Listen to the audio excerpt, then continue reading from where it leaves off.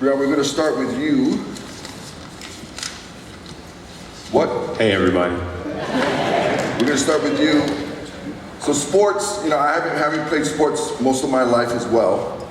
It's managing all the adversity, in my opinion, how well you navigate that and deal with that. I think that's where true growth comes, when we go through adversity. Sometimes God uses adversity to cause us to grow. And so how would you like to express to the audience, how has your athletic career caused you to grow in your faith toward God? Well, I'll just start off back in junior college. Is when I really found God for myself. I was 20 years old at a junior college, JUCO, and I tore my ACL, my MCL, and my meniscus. As terrible as that sounds, it was probably like one of the best things that happened to me, because I felt like in that moment, the Lord, our Father in heaven, Jesus Christ, He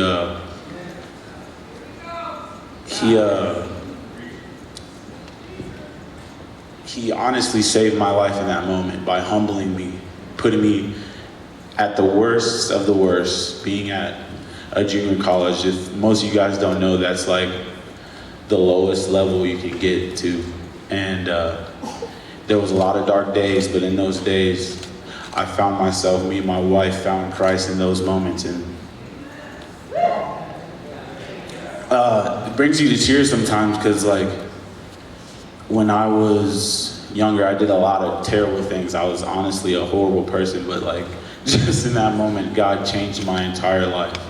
And it was like a full 360. My wife can even attest for me, because like before I was just like doing me pretty much, young guy, just fresh out of college, doing my own thing. So the thing that I will take away from it is like, not all things that are bad that happen to you is the worst thing in the world. Because this, honestly, like, I couldn't walk for months, but like my teammates can even attest for me. Like, I was the guy that they came to when they were struggling or in trouble, because I had found God in that moment. So I was super on fire, trying to tell everybody, and I was just happy about that. So yeah. Good job. Good job. Good job.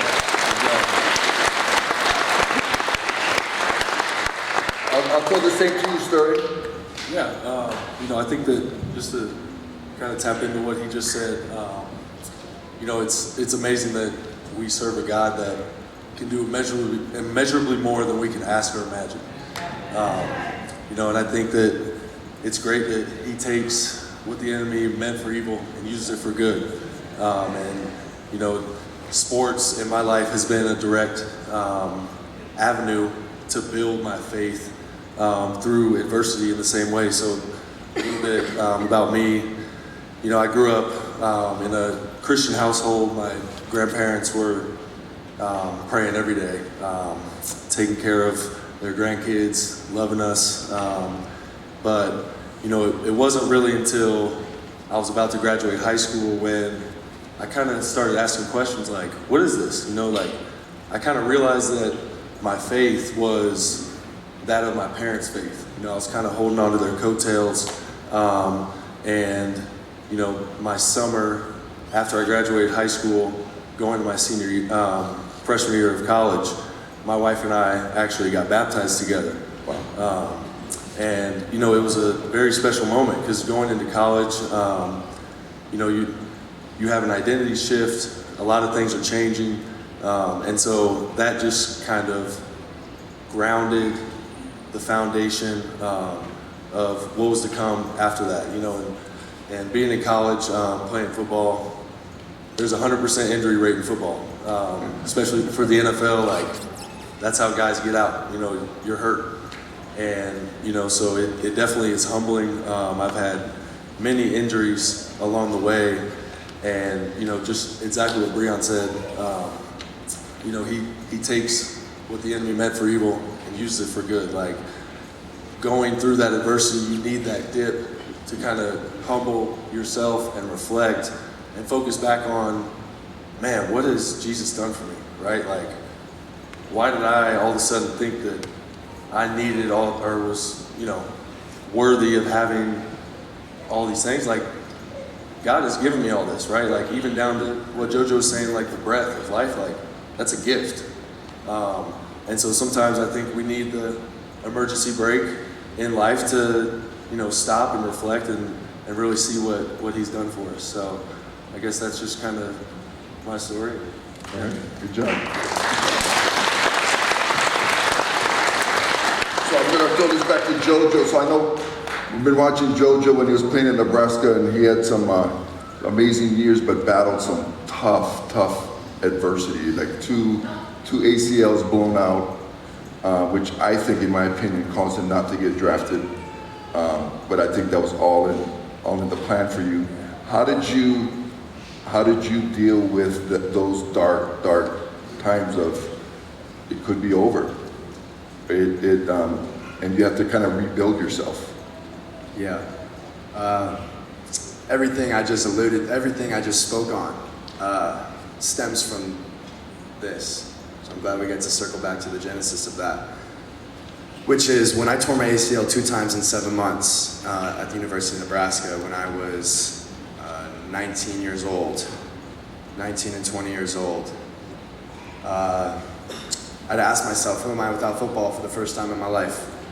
Going back to that identity where my self-worth, my identity was so rooted in this game and of the everyone's applause and approval and, oh, you're this, you're so great, you're this, you're that. This thing I've always wanted to do my entire life. Since I can remember, I wished to play in the NFL every single birthday.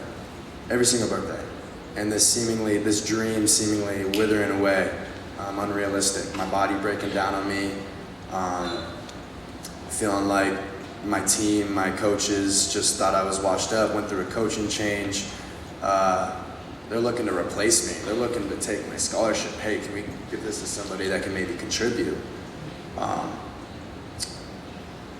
So that's when I sunk into my heart and was like, okay, what's the deal? What is life? What's our purpose? Like, how do we get to the bottom of all this? Because we're passing through life, right? Going to work, making money, putting food on the table, carrying on, doing it all over again, but I feel like we're skipping over so much.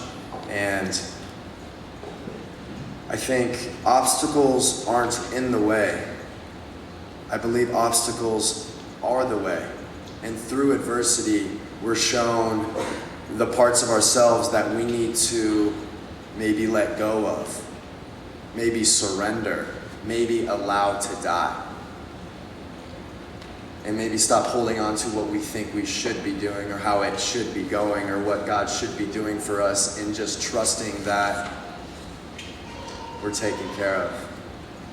And I think the place to start is surrender, right? We have these brains that can compute crazy algorithms, think us into headaches, you know what I mean? Like, keep us up at night, and it's a powerful tool, but it's just a tool.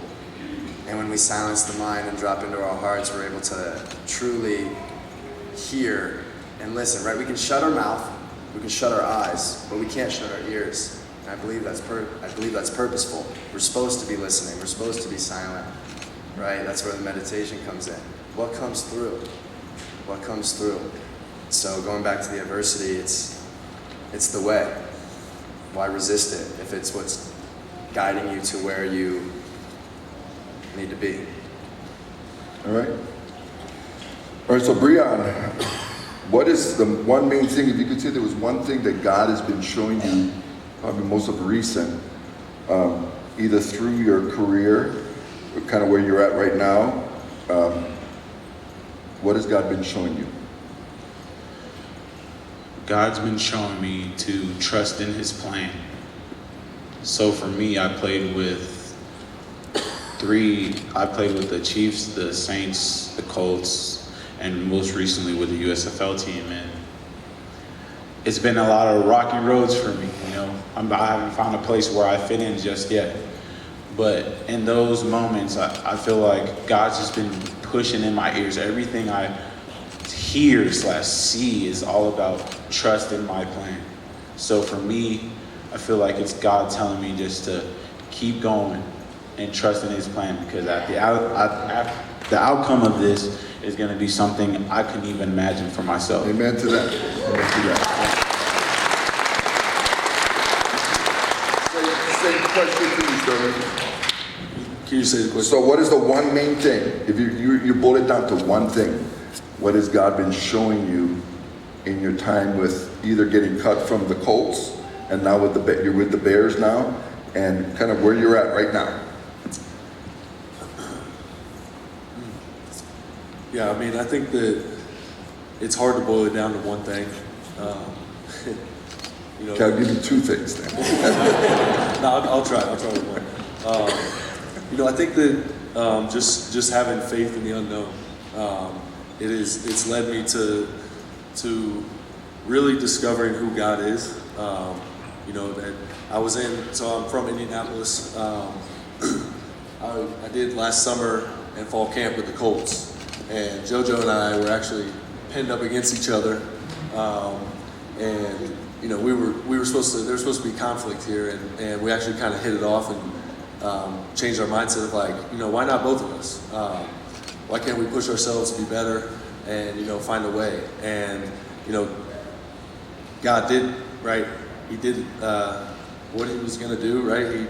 He created a way. My way wasn't to make the team in Indianapolis. My way was to go up to Chicago, but it was a cross paths with JoJo. And I think that, right, like, going through that adversity, you take a moment and you're like, all right, what is going on, right? Like, who do I have my faith in, right? Because if it was in myself, I just got cut.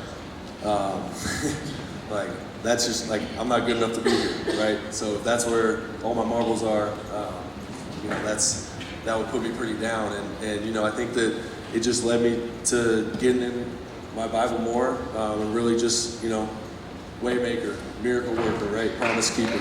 And he keeps his promises, right? And so it's just taught me to cling to him through, right, any situation. And Good job, guys. Yeah. All right. So we're gonna go in another direction. So I see a lot of youth out here. I see a lot of the young people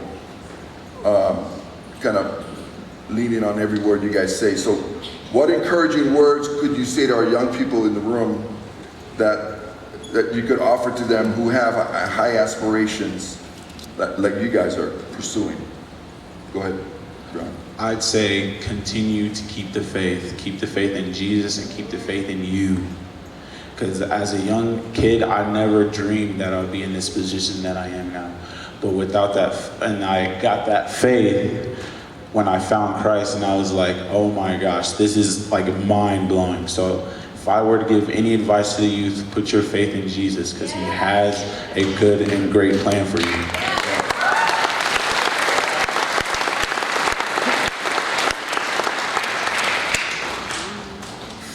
Yeah, to all the kids out there, I would just say, dream big. Don't let anybody tell you no. Don't accept anybody's limitations for you. It's your life. It's your life, and whatever you want, go get it. There's the people telling you no are only telling you no because they couldn't do it. They couldn't do it. So I just say dream big and go get it.